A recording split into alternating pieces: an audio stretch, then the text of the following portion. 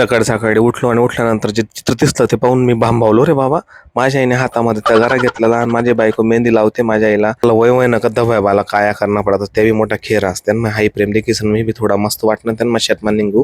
शेतात गेल्यानंतर थोडंफार कामगारची सायकल दिसली, म्हटलं चला ही तरी चालू बाबा. पुण्यामध्ये तर होत नाही सायकलिंग करणं. त्याच्यामध्ये मुलांचा वेगळाच खोडखडांबा चालू. इकडे तिकडे पडतोय त्यांच्या मागे, मी पण त्यांना सामान्यासाठी पडतोय.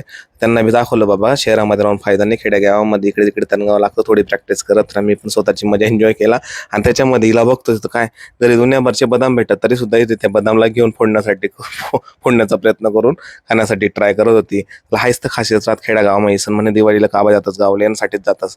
हे सगळी मजा मारली गेली. घरी गेल्यावर बघतो तर काय, बाबा पुरा दिवाळीचा सणच आमच्या घरी उतरून आलेला होता. चिवडा बनण्याचा कार्यक्रम चालू होता. मधमाजाच्या वाक्य बोला गे साला, मन बाईना हातनं जेवण आणि मन बाईना हातनं चिवडा म्हणजे एक नंबर. त्यांना मन बाई नाराज होईसन बटणे ना सुती जरी करा नाही ना तो कोपरा मा करू साला, दोन्हीच ना समोर कधीच करू नये. उद्या हा विषय सोडा. सगळं असल्या दिवाळीना खूप खूप शुभेच्छा.